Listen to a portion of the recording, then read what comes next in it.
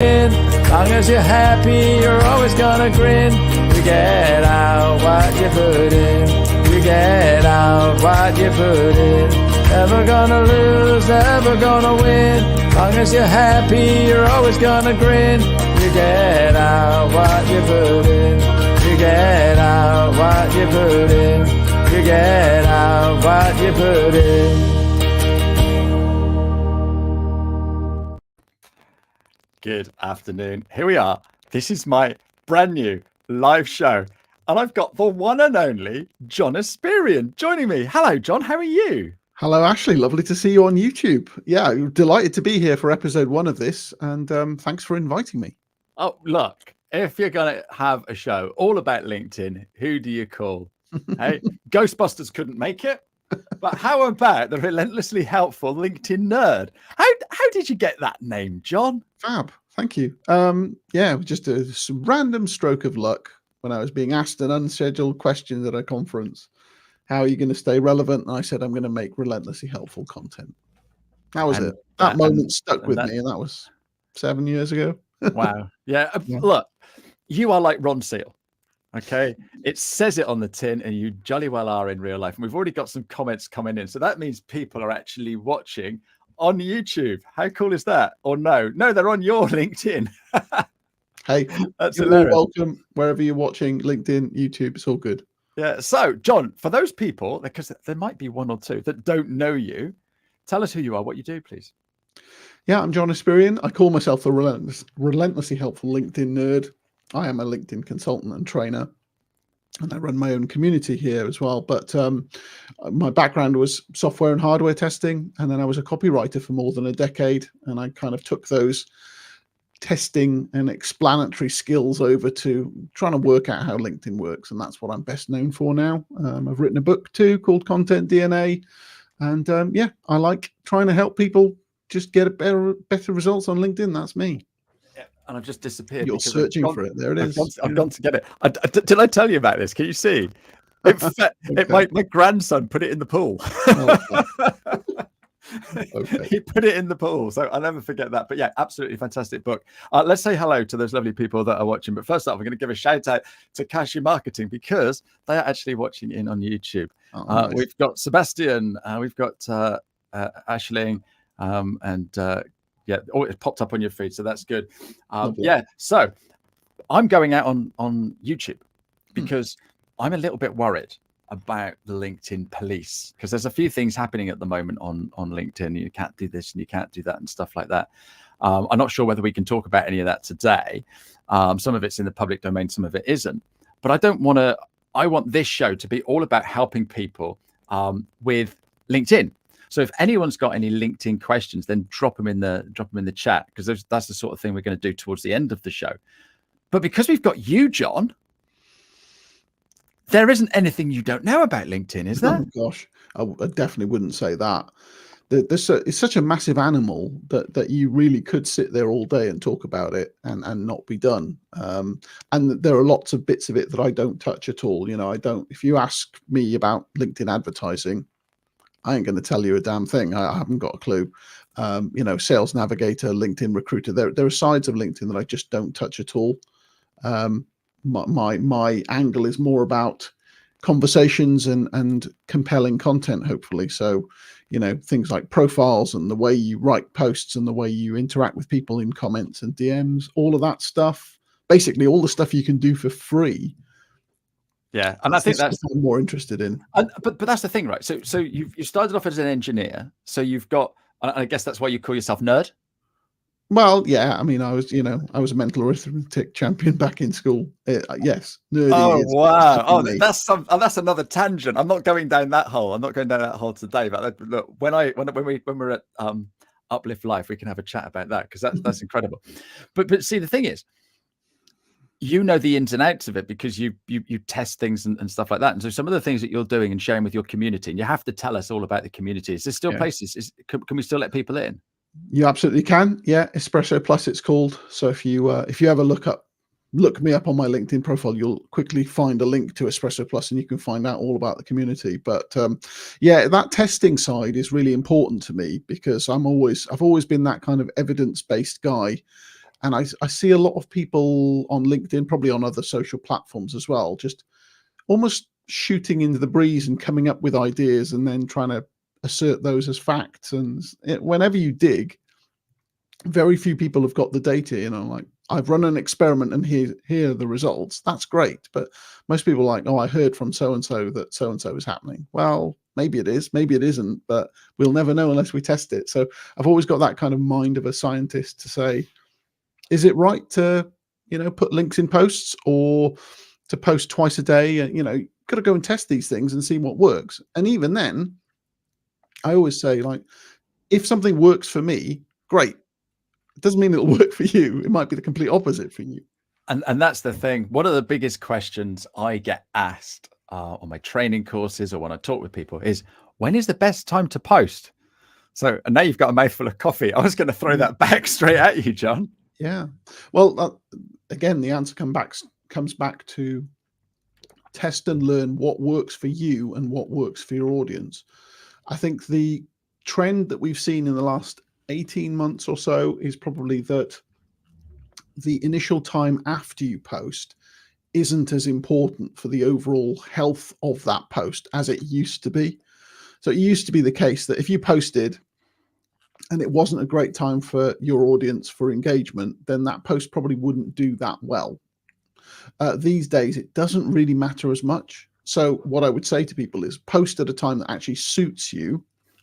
And if you can't do that, use the scheduling tools to post, because you can post pretty much every type of content through a scheduling tool now, and there's no penalty for doing that. And to keep the conversation going as much as you can in the comments. But I don't think there is an ideal time to post. I found my own data over the last 6 years has shown that weekends have been my best time to post. And it's only very, very recently that Wednesdays has started to work out best for me. But that's just, again, that's just me. Yeah. So try it yourself is the answer, and look at your own data and then make your decisions based on that. Yeah, absolutely. Great answer. We've got Tim's watching on YouTube. Hi, Tim. And Assigned Citrus. What a great name. It is Citrus. Right, we've got a question here from Ashling. How do you get the link to your diary on your header when you comment on posts? Oh, that's a premium feature, isn't it, John? It is, yes. If you have Premium Business, which is the more expensive of the two premium options, then you have the chance to add a premium custom button via the top card of your LinkedIn profile. And when you add that button appears in the top card of your profile. It appears in search results. It appears when you DM people, and it appears when people are scrolling the feed and see one of your posts. So it's a very visible thing, and it appears on what I would call multiple surfaces of LinkedIn. So I think it's a powerful feature, but you've got to pay for Premium Business to get it. So if that's the only reason you want it, because Premium Business is not cheap. The business model is whatever price you start paying at, you're stuck at that price forever, which is great. But if you're joining right now, it's probably £50 or £60 a month. It's not cheap at all for the average person. I thought it was 35. I think for Premium Business, it's a lot more than that. Right. think. Okay. Yeah. So there you go, Ashling. There's a great way to do it, but like you say, darn, you can't do it. Now I wonder what time it is in Texas, John. Yeah, 5 hours difference. So 7:30 in the morning. Kevin's up bright and early. So good morning, Kevin. I hope you enjoyed your first coffee. So you said we could talk about LinkedIn all day, right? You've got something coming up where we can talk about LinkedIn all day. We will be talking about LinkedIn all day. Yes, we've got Uplift Live, which is a day-long conference in Birmingham, which is the second city in the UK. So that's on the 21st of March. And LinkedIn don't run their own conferences. And I thought, having been to lots of other nowhere at all. No, nothing that I've been able to find anyway.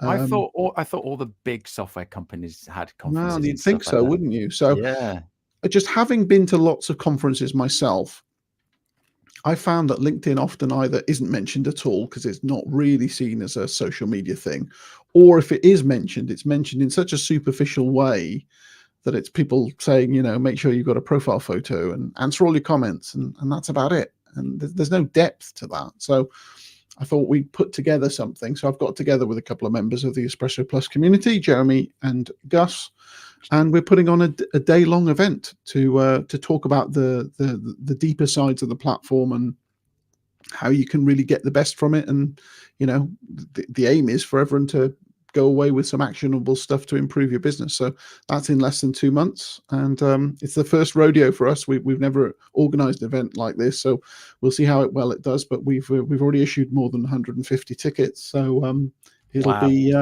full of buzz, I hope. I was actually talking to somebody yesterday, reached out and sort of like wanted a quick chat with me. And so I was helping her with some LinkedIn strategy. And she said, "Oh, I'm coming to Uplift Live." She was from America. Yeah, John, we've got people from America. So Jeremy, you're watching. If you can put the link in so people can just click on it. But I've actually got the link here in my banners somewhere. There it is. So if it's upliftlive.com. Okay. The tickets are $279, John. Today and tomorrow they are. It goes up on the 1st of February, so I'm encouraging as many people as possible. What if I tell you can get 40 quid off? Yeah, even better. Because if you use this code, ASH40, then you will be able to come and join us, and you get 40 quid off. So that's cool. So you've got some amazing guests, haven't you? We have. I mean, I can't believe that basically everyone we asked to speak said yes, and that was a fantasy list for us. But yeah, they all wanted to get on board. So we've got people coming from the UK, but also from abroad. So we've got Louise Brogan, who is a really, really well-known person in Northern Ireland. I cannot wait to meet Louise. She is brilliant, isn't she? Yeah, she's going to talk about company pages. We've got Kevin D. Turner, who's already been in the chat, and he's coming over from Dallas. Let's give him another shout out. I'm looking forward to having a selfie with Kevin D. Yeah, I mean, he legitimately must know LinkedIn better than anyone else on the planet. I think he's just all over everything. He's incredible. We've got another person coming from America, from even further away. Gillian Whitney's coming from Las Vegas to talk about live streaming on LinkedIn. Closer to home, we've got Nigel Cliff from the north of England. He's going to be talking about advanced searching. We've got Tina Jarvet, who's coming over from Belgium. We've got Mark Williams, who's Mr. LinkedIn, got a really notable podcast and knows pretty much everything there is to know about LinkedIn as well. And Richard van der Blom, who's really well known for his insights about social selling and how the LinkedIn algorithm works, and me. And so we're all going to be talking. We're also going to have and Jeremy and Gus will be there as well. Yes, of course. Yeah. We've got so many great people who are going to be there, and we're going to have a little Q&A at the end so that people can just fire their questions at us live, and hopefully we can show that we know a thing or two. But it's not only that, it's actually getting to meet all these people that you keep seeing on the platform all the time. So look, there we go. I can give her name away now. Kim Johnson, all the way from New York City. She is definitely coming. So she's up bright and early as well. Kim, what time is it there? Yeah, but definitely looking forward to you. And you've got a gallery of actually who's coming. So if you go there, that's a great link. Jeremy is doing an amazing job in the background. Very kind of him. Amazing. Yeah, we made that gallery because I don't know if you're like me, but sometimes I've been to other events where you walk in and you don't actually know anyone, and then maybe they're all in the little groups, and it's like, oh, I don't know who to speak to or what to say. So just seeing who else is going to be there, and also we're having some networking calls beforehand as well, so that people can walk in on the day and go, I recognize you. We've talked on Zoom. I recognize you. I recognize you. So we've got another one of those coming up on the 22nd of February. Right. And, I better make sure I can get to that one. Well, it'd be lovely to see you there if you can, because they've been. We've had 3 of them already, and they've gone really, really well.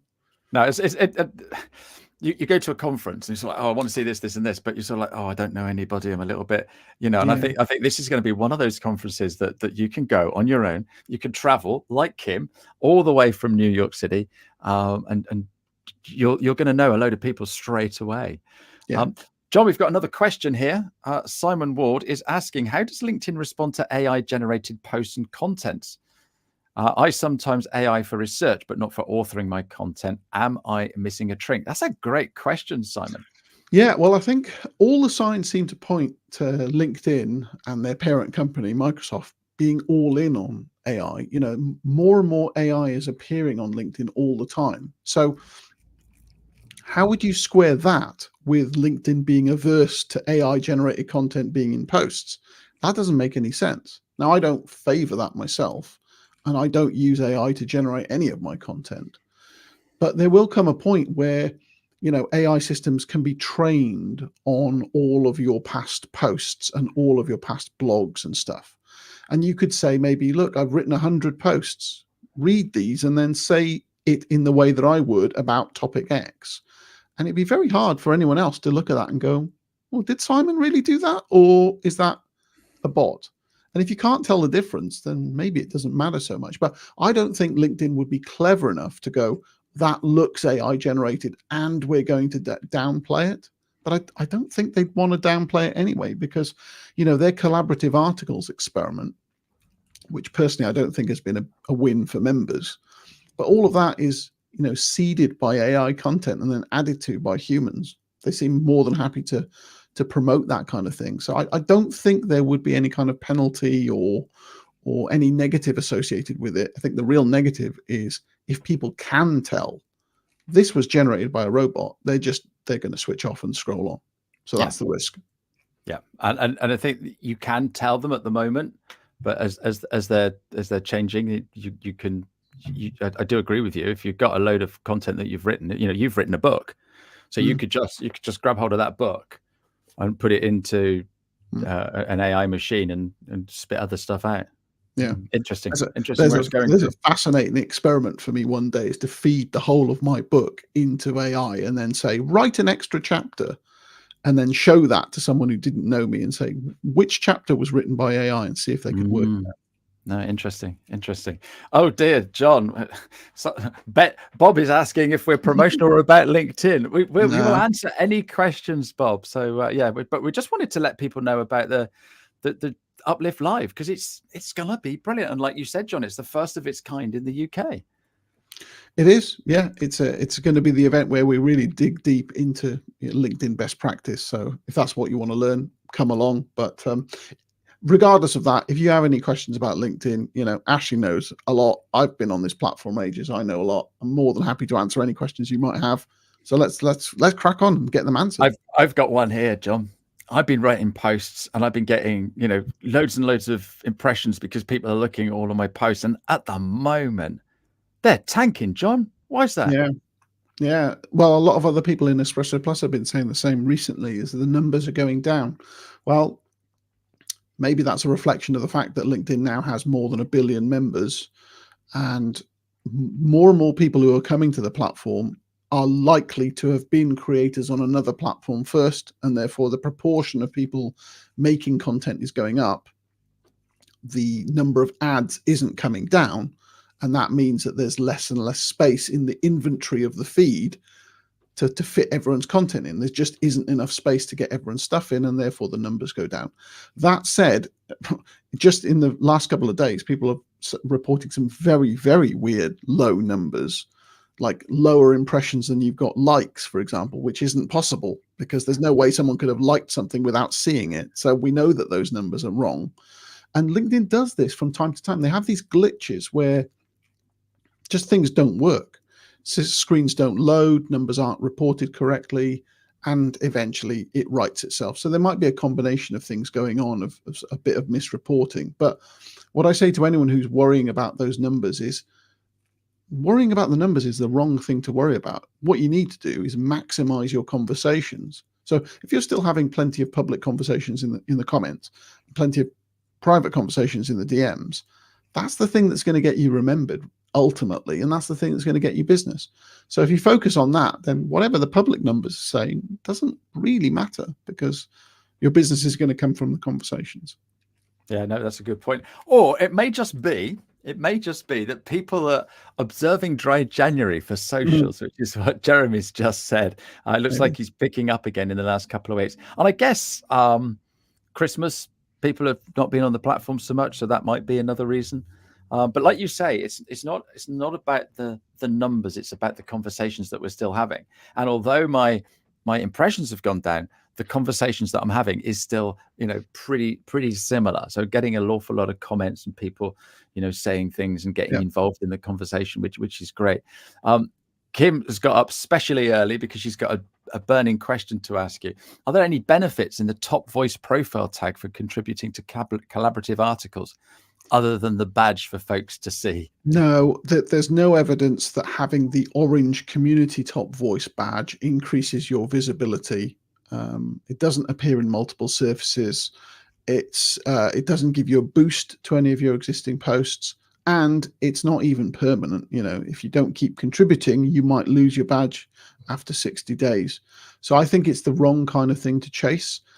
If you're trying to appeal to people who are just very rarely active on LinkedIn, it could be seen as a badge of honor, and people might go, "Oh, this person must know what they're talking about." But if you have spent some time on the profile on the platform, you will know that it's not actually that hard to get one of those badges, and therefore it doesn't really confer the same level of authority as the original, for example, the blue LinkedIn top voice influencer program badge does confer, that extra level of prestige. So no, I wouldn't prioritize that. And the time that you spend commenting on LinkedIn's AI generated articles to get that badge, that would be better spent engaging in more conversations on your own posts and other posts that people are trying to influence, because that's what's going to actually get you the business. So I'd spend your time there. Great advice. Yeah. And that's the thing, isn't it? It's, oh, you get a little badge, but what is the badge actually going to do for you? So, Bob's got a great question. Of all the functions, which case works? I would say live, then hunt groups to drive marketing, and then the address book. What's your view? I think groups are underrated, but probably mostly because there are so many bad ones. There's so many ghost towns and spam fests going on. For me, the process is always about trying to get more comments so that you can generate more private conversations. So that's my number one route for getting business on LinkedIn, getting people into my community, generally buying stuff from me. That is the route. So I'd always go for that. If you can find relevant groups where people are active, then getting known in those groups could be really useful. Even if there's only like 100 or 200 people in there, if you can be that big fish in a small pond, there's a lot of referral potential there. You don't have to actually service 10,000, 20,000 people. You can't actually work with that many clients anyway. So finding good groups is a really valuable thing. As for address book, that to me speaks of someone who might be doing a little bit of cold outreach to try and warm up people you might have been in contact with a while ago. I don't really favor that approach. I like the content marketing approach, which is put out as much helpful stuff as you can about something you know about, so that a proportion of people who read it ultimately go, that free stuff was good. How do we work closer with this person? Yeah. And you can do stuff to support that, like publishing books and doing live stream series and all, stuff that is very low cost or free, as a way of kind of building trust and bringing people to you, rather than reaching out and kind of going, please work with me. I don't like that, really. It smells of desperation as well, don't you think? Yeah, it does a bit. Yeah. So, John, when you're talking to people about social media, we do LinkedIn, obviously. Do you encourage people to do other platforms as well, or is it best to just go deep in one? I generally favor going deep in one, because it's really hard to be good in multiple places. I mean, it's hard to be good in one place, let alone multiple places. And if you think of the very best exponents of anything, they're always in a niche. The world's best footballer isn't also the world's best tennis player. Just ain't gonna happen. Yeah. So I try and focus on one place.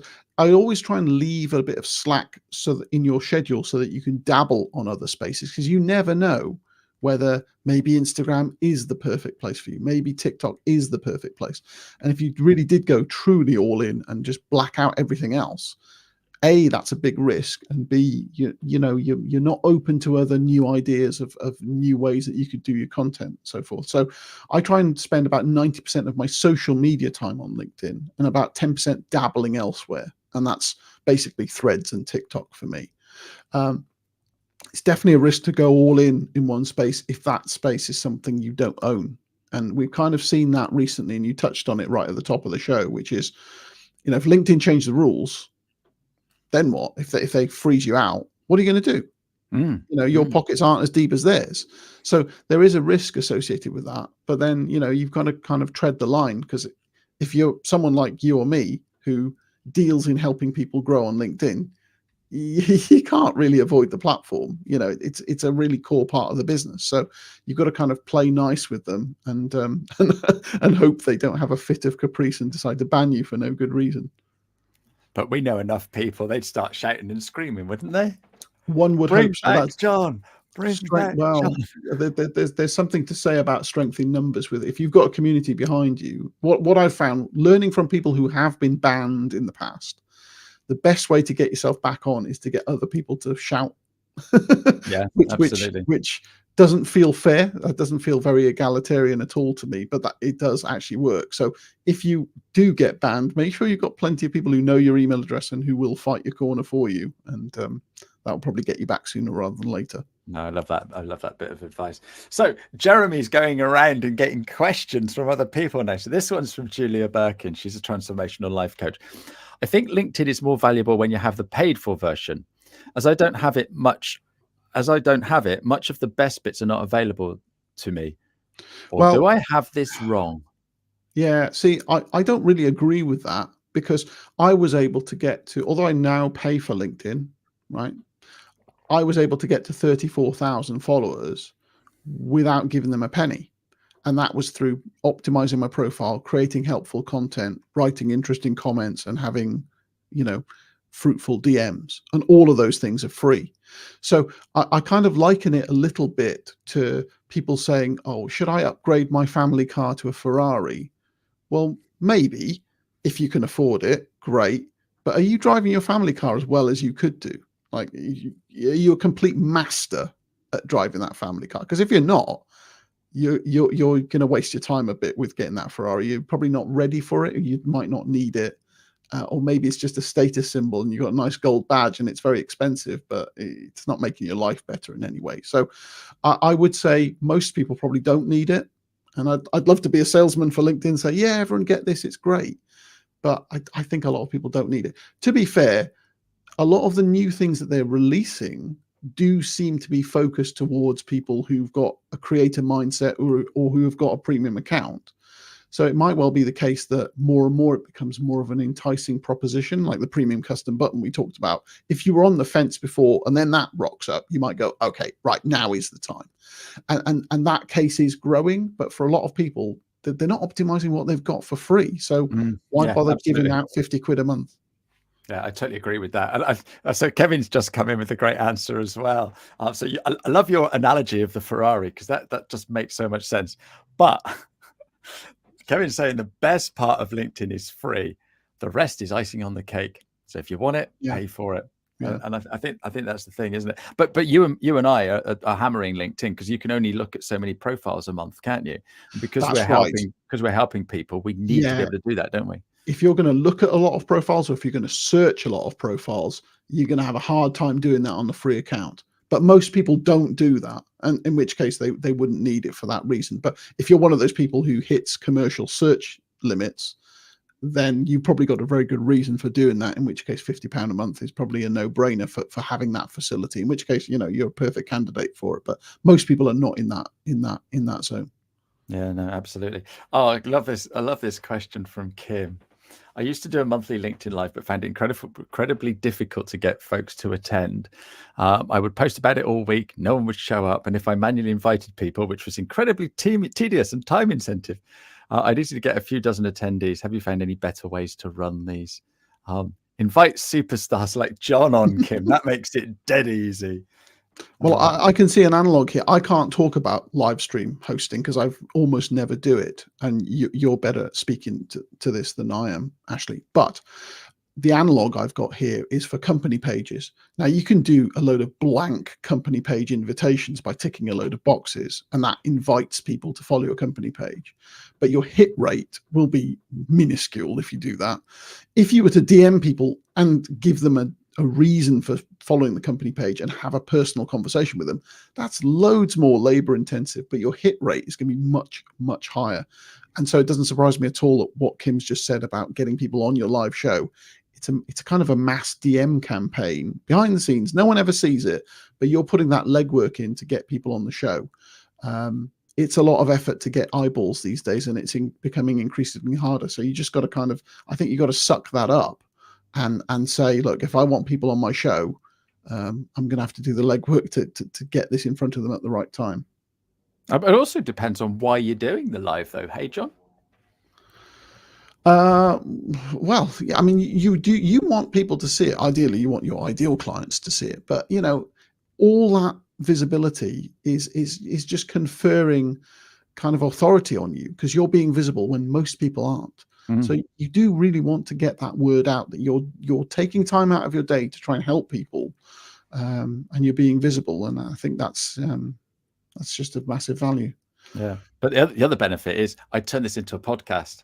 So just the sort of thing that you love talking about with content is repurposing it. So this will become an evergreen podcast as well. So maybe rethink it, Kim. And it's also about the consistency, because if you keep doing something regularly, that will all come through. Hey?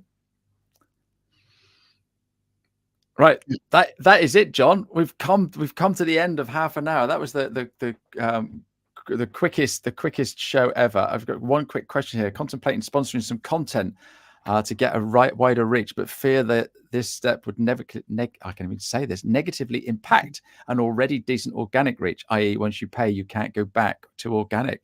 What an absolutely fantastic question. Yeah, I mean, the only advice I've had on that is that the things that you boost should be things that would already perform well organically. So if you gave it absolutely no love financially, it would still perform well. That's the perfect thing to boost, because then it could potentially go stratospheric and go well beyond your network. Because once you start getting engagement from people outside your network, even if they've seen it as an ad, that can accelerate the visibility of that content, and you're not actually paying for that extra boostage.